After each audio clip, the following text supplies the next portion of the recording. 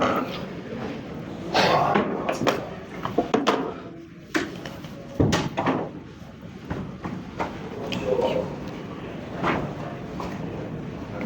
happy to go. Something that you go. Thanks everyone. Australian Vice Captain Steve Smith here today after his 34th century in Test cricket to answer your questions. Someone like to lead us on. Sir. Steve, while batting, when wicket is like this, quality of bowling is like this, how easy is it to leave each and every ball behind and concentrate on the next ball? Because sometimes you will get beaten, sometimes you will score a boundary. Yeah, I mean, I think that's just batting. Regardless of what happens the ball before, you got to let it go. Take in the information of what's going on, and then let it go and focus on the next ball. I think that's particularly important on the wickets we've been playing on this summer. This one's probably offering a little bit less perhaps than some of the others. It's probably more the ball getting a little bit softer, quicker than the other wickets, but yeah, there's certainly still something on offer as we saw the last hour there, but yeah, it's important to just let go of what's gone the ball before and focus on the next one. Back there, sir. Steve, just following up, you've been on the field for 2 days now. How do you rate the pitch compared to how we have played in the last couple of years? Is it as better as it looks from the outside, or what kind of it? I mean, I still think there's something on offer there. Yeah, I mean, there's still something going on. You just got to keep hitting good areas and be consistent. As I said before, I think the ball's probably getting softer quicker than perhaps it normally does, which maybe takes a little bit of the life and the carry out of it, but I still think there's some seam on offer. And even swing, I think it swung, their ball yesterday was swinging at 80 overs still. So yeah, there's still enough on offer for sure. We'll go over this side for a bit and then we'll come back over here, Dan. Steve, what was your vantage point to run out, and how did you feel that played out from your perspective? Looks like Jaiswal called yes, ran, and Virat sent him back. Simple as that.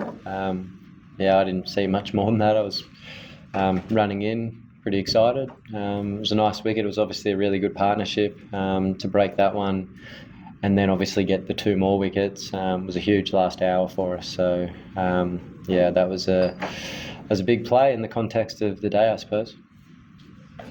Steve, prior to this, then for nearly 18 months and 23 innings, you didn't score a single 100, and now within a fortnight, 200. What's the thought process behind great test batsmen? How do they see their so-called struggle, and they always think that there is a future, there is a future? I mean, just you got to have faith. You got to have a bit of trust in what you're trying to do. You know, I've played the game for long enough now to know that you can have your ups and downs.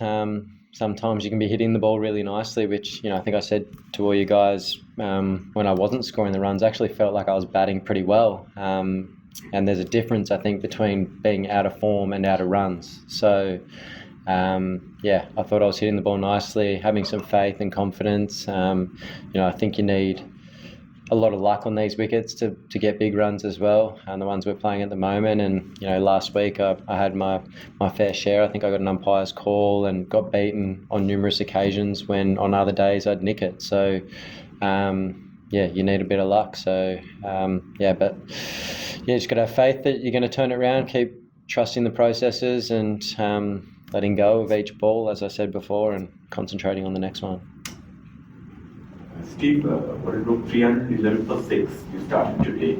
So was there a change in plans, how you and Pat planned the first session and how quickly the runs were scored? Like, what was the plan from yesterday evening to today morning first session? There wasn't really a general plan. It was just go out there and play and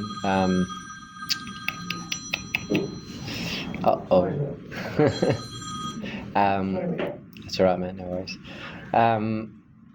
Yeah, there wasn't a real plan. It was just go out and play and see what's going on. And I thought Paddy played really nicely, really good positive intent. And yeah, we were able to get a nice partnership together and sort of take a bit of the momentum of the game from that point, I suppose. So yeah, it was a really good first session. Steve, congratulations on your 100. But just want to ask that the team is kept on planning on Virat Kohli, and they are continuously achieving that success.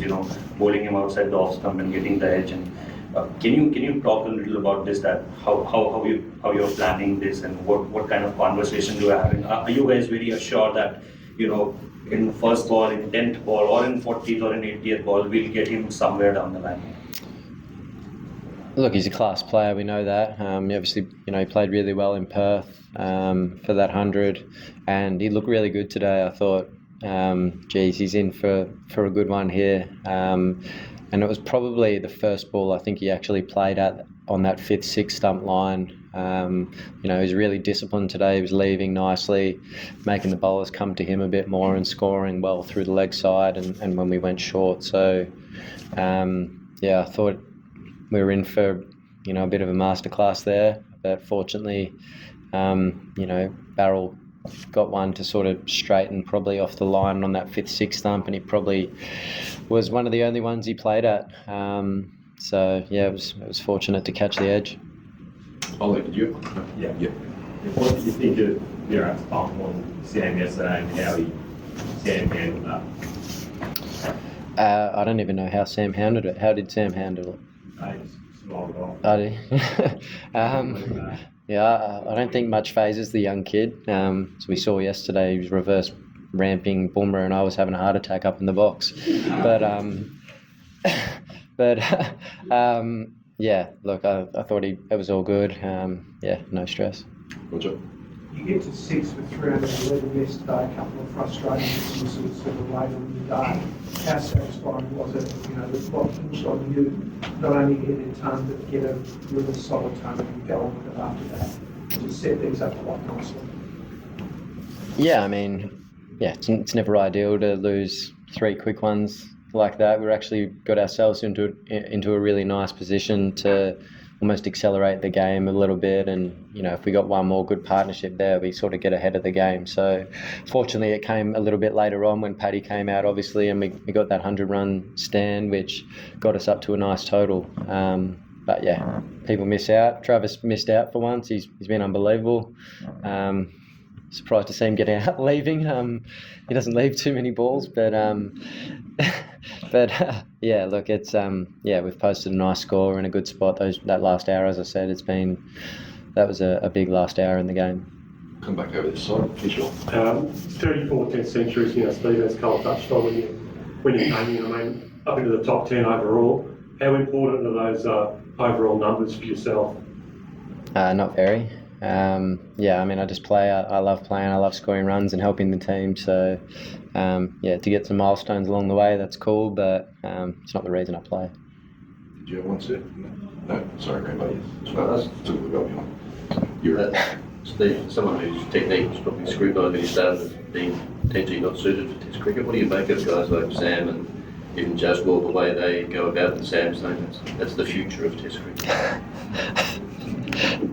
That's the future. Maybe it's time for me to finish. You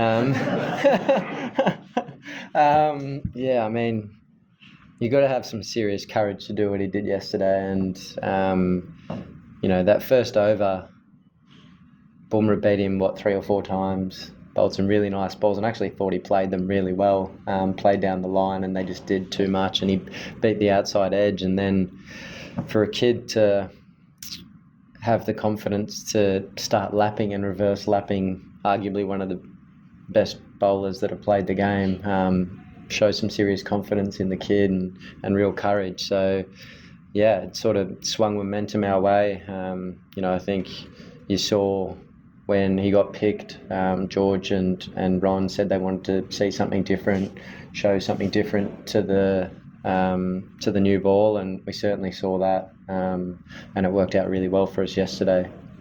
Last one, Just on the Jaiswal Kohli run out, obviously in a situation like that, they have to make a quick decision on who they can sacrifice, right? Like they have enough time to do that.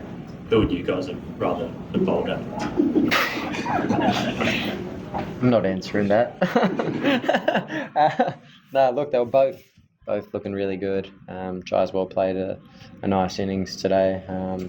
Aggressive, hit any loose ball that was bowled basically, and as I said before, Virat looked like he was in for for a bit of a masterclass, the way he started and the patience that he showed. So at that stage, we'd probably take any of them. So yeah, and just fortunate, I suppose. Sometimes when you have one of those things happen and you break a partnership, you can get that other guy out quickly, and happened today, which was good for us. Thanks, everyone. Thank you. Thanks.